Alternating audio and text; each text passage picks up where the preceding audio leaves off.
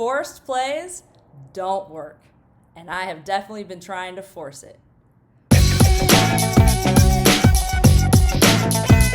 My name is Jessica Scalzo with Compassionate Peer Counseling.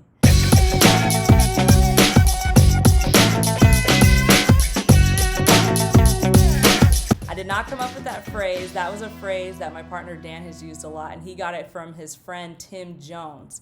We thank you, Tim Jones, because we use this phrase often, and it's a very helpful reminder, especially to me, because I have been forcing things for a majority of my life. Forcing things to happen was crucial to having an eating disorder because I was going against what nature intended, and I was forcing myself to eat less and less, eat certain foods, not eat other foods, and engage in behaviors that were not beneficial to my body and to my life.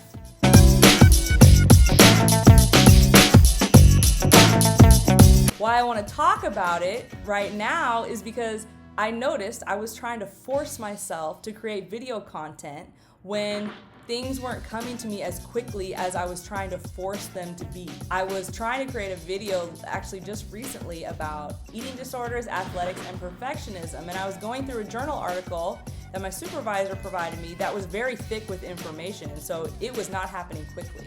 And I was feeling very uncomfortable about it, and I noticed I was kind of going into my head. I wasn't staying present. Now, luckily, I have some practice noticing my behavior. And then it came to me. This is the video topic. Let's talk about forcing it. I wanted to talk about my experience with forcing things to happen because I have a feeling that other people can relate, and this may be helpful. And it's something that, if you want to, we can definitely talk about in peer counseling because I have this direct experience. Noticing what I was doing is really the first step. And so I'll go over my experience with forcing things and now what I do when I notice that I'm still engaging in this behavior that sometimes can be harmful to me.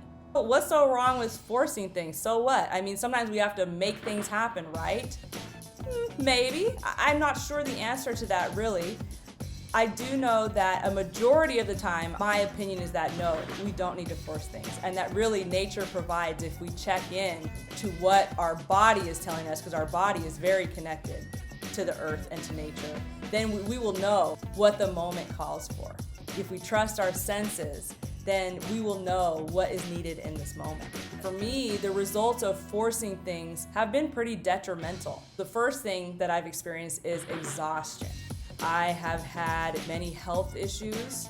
I have had a struggle with chronic injuries for a very long time, and low self-esteem, and feeling very empty and rocky inside because forcing things is not checking in and seeing what I need. Even with all these negative consequences, it's very challenging to try to make change because when I do, all these old thoughts that have been driving this behavior start coming up. For me specifically, it's that, well, you're not good enough as you are, and you don't fit in, nobody likes you. And basically, you're just not enough. And to sit with those feelings is quite uncomfortable. And so really, for a lot of my life, I prefer to just keep forcing through so I wouldn't have to sit with those uncomfortable feelings and uncomfortable thoughts and definitely self-limiting beliefs. Now, I'm able to practice. And so the first thing, like I said, was to notice what I was doing. I noticed I was trying to force something. It wasn't happening naturally. I wasn't being present. I was off in my head about it. And the first step was noticing all of this. When I'm engaging in behavior, inertia is going one way, and inertia is strong. So to pause and to stop is no small feat, because as soon as I stop, feelings come on. And the first feeling for me is just agitation. It's like stopping the momentum. Now all the energy is on me and I just feel agitated. The second is anxiety, because that's a feeling that is very familiar to me and drives a lot of my behaviors. And the third feeling I have is shame. And a lot of times the shame is from the expectation that, well, why are you still engaging in this? You know about this and you're still doing it. Or I'm not good enough because I can't make this happen. I'm trying to force this to happen and I can't do it and I'm not good enough, and I feel a lot of shame about that. This is the difficulty in pausing. because all these feelings come on. It doesn't feel good to notice and see these things about myself, because I would really rather not. They go against my expectations of myself, they go against my ideas of myself and my belief about myself. And so seeing things, those dark places and their truths is quite challenging and, like I said, very, very uncomfortable. After all this happens, after the pause happens and then these feelings come on and I notice these thoughts, the next thing is to allow for them. I practice just going, okay, come on in. You're here, come on in. I'm gonna make space for you. I'm going to breathe into you. I'm going to allow for you to be here, and I'm going to take care of you. When this is happening, I still have the tendency to want to go off into my mind and avoid the situation. And it takes noticing and bringing myself right back to the present moment. And a good anchor for me is breath work. Because a breath is very physical. And it is in the present moment, I am breathing. And so breathing is a great anchor for me. And I use it often when I have finally noticed, oh, I'm not present. All right, I'm back. The third thing that I do is now I bring compassion to my situation, because this is not easy work. It's difficult. It's very difficult to feel these emotions. It's very difficult to realize the thoughts and expectations that I have. It's very difficult to feel the real feeling, which is a result of the thought that I'm not good enough. That's painful. I want to bring compassion to my situation as I'm allowing it to be. I practice staying in my body. That's part of coming back to the present moment. I practice inhabiting my body, because when I'm feeling uncomfortable, I want to avoid and leave it. So I practice coming back and inhabiting it and staying in it. The next thing I do is I check in, because really, if I'm trying to force something, I am not checking in.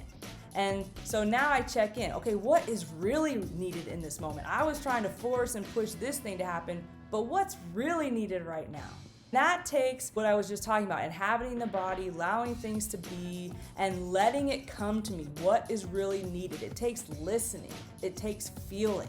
This takes practice, so it doesn't just happen right away. Again, I was just trying to force something, and I wasn't paying attention. I wasn't listening. I was trying to force something instead of checking in. Once I check in, anything could come up. Maybe there's nothing I can do in this moment. Maybe what I just need in this moment is to rest. And that can be difficult if my whole thought process was, I need to do this right now. Paying attention and feeling like, gosh, I'm really tired, I need to rest. That's difficult, and that could bring up more anxiety and discomfort.